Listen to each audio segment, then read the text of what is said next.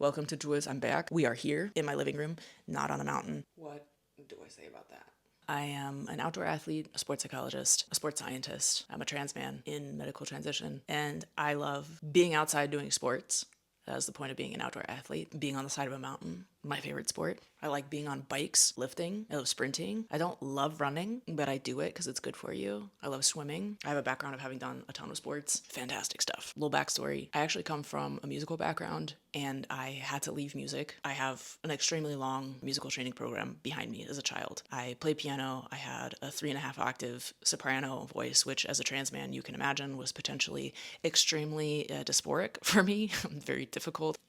Didn't really match. And even though back then I knew I was trans also, I was telling my parents, I'm a boy since I was, 2 years old. Wasn't accepted or acceptable at the time, so I continued making music with this voice, even though it was a little difficult for me. I struggled with so much perfectionism and so much anxiety, like crippling performance anxiety, self-expectation, fear of failure, just absolute misery to the point of my perfect pitch, my love for music, my ability to teach myself instruments, my excessive love for syncopation. Those things actually became genuine problems in my life because I could not keep up with the amount of stress. The night before rehearsal, already getting nervous enough to not be able to sleep or having really bad nightmares. So I eventually moved out of music into sports science because I was like, I can feel this. That's cool. I can do this. And I did. I played a lot of sports. I come from a very, very wide background at many different levels, and I worked in professional sport as a sports scientist for a while. And then I became a sports psychologist because after my first real knee injury, I realized it's not just the body. This is sometimes also the make or break factor to whether something is even possible, let alone whether you're going to do it successfully. And so I became a psychologist, moved to or back to, depending on how you think about it, back to Germany. I am self-employed, and when it's possible, I'm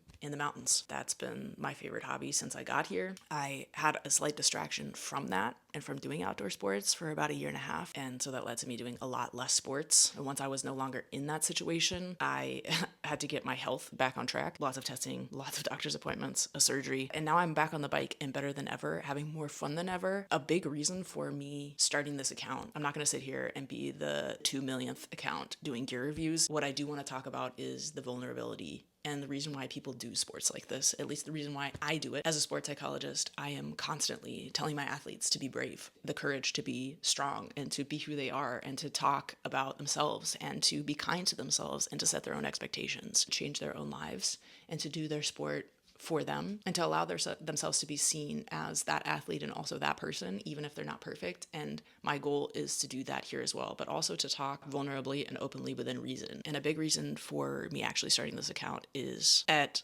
12, 13, I stopped my musical training program. I could not do it anymore. I could not hold out on the intense amounts of anxiety and panic that were breaking me at that time. Due to a number of factors, I was incredibly depressed, had a lot to do with self-injury, had a lot of thoughts of unaliving myself, have also several attempts within that time, my early teenage years, very long time ago. Yes, there are still scars on my body and inside of me from that time. And in that time, being an extremely isolated child, actually, I had an aunt who meant a lot to me, who said, Jules, tell me when you're talking about these thoughts of absolute hopelessness, about unaliving, about this desperation, I hear you, but there's 2 options and I need you to be specific.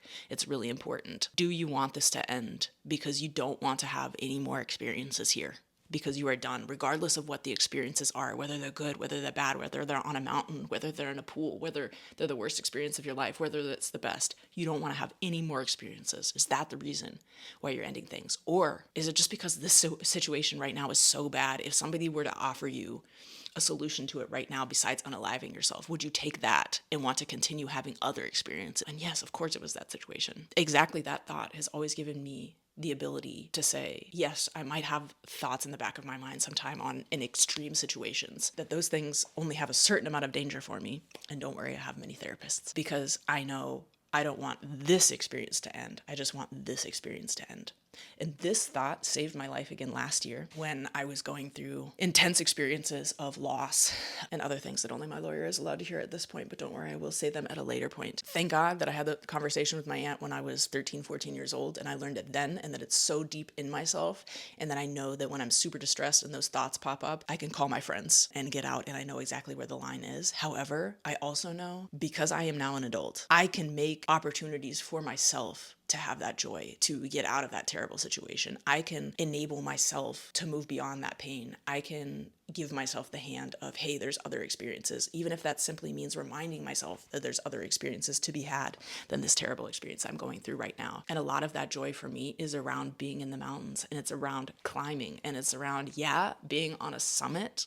That's cool. I already have the plan in my mind anytime that I'm struggling this year. Like, we don't even think about that because next year I want to do the Watzmann, I want to do Breithorn, I want to do Großglockner, I want to be on lots more 5,000 and 6,000ers in the next 2 years. So ending things is not even a possibility in my mind because I know I want more experiences here. I just don't want the painful experiences, the suffering. And so I can always move beyond that. And like I said, I'm responsible for my own joy. I'm responsible for moving myself forward. I'm responsible for regulating myself because I'm an adult, I'm a human, I'm autonomous, and that's healthy and called taking accountability for yourself. And so I am putting the mountains in my life more often. I'm putting outdoor sport in my life more often.